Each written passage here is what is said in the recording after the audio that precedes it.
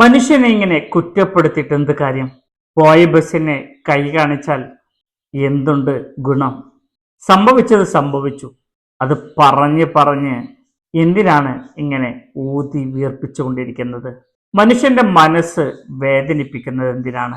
ഹൈബർ യുദ്ധം കഴിഞ്ഞ് തിരിച്ചു വരുന്ന പ്രവാചകനും അനുചരന്മാരും, വല്ലാത്ത ക്ഷീണം തോന്നിയ പ്രവാചകരും അനുചരരും ഒരിടത്ത് ഉറങ്ങാൻ കിടന്നു.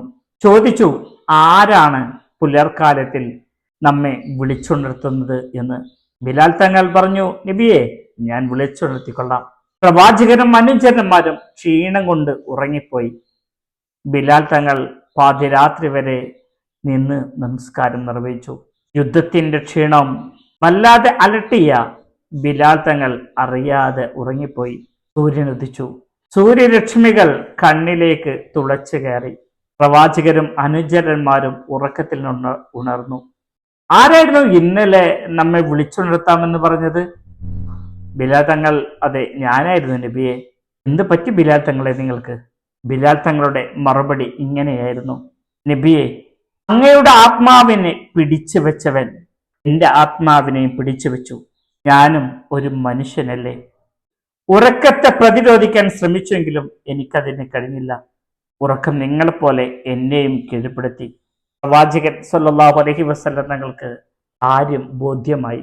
പ്രവാചകൻ പിന്നെയൊന്നും പറയാൻ നിന്നില്ല. ശരിയാണല്ലോ, സത്യമാണല്ലോ ബിലാൽ തങ്ങൾ പറഞ്ഞത്. കഴിഞ്ഞു പോയതിനെ പറ്റി പിന്നീട് പറഞ്ഞ് എന്തിനാണ് മറ്റുള്ളവന്റെ മനസ്സിനെ നോവിക്കുന്നത്? നബി സല്ലല്ലാഹു അലൈഹി വസല്ലം തങ്ങൾ ശേഷം ജനങ്ങൾക്ക് നേരെ തിരിഞ്ഞുകൊണ്ട് പറഞ്ഞു, നിങ്ങൾ നിസ്കാരം നിർവഹിക്കാൻ മറന്നാൽ ഓർമ്മ വന്ന ആ നിമിഷം അത് നിർവഹിച്ചോണം കേട്ടോ. ഇതായിരുന്നു മുത്തനബിയുടെ സ്വഭാവം. നമുക്കും ശ്രമിക്കാം അങ്ങനെയൊക്കെ ഒന്ന് ആകാൻ. ചിലതൊക്കെ മറക്കാം. മനസ്സുകൾ പരസ്പരം ഐക്യത്തോടുകൂടി നിലനിൽക്കട്ടെ. സ്നേഹം വിതറട്ടെ. വീണ്ടും കാണാം എന്ന പ്രതീക്ഷയോടെ.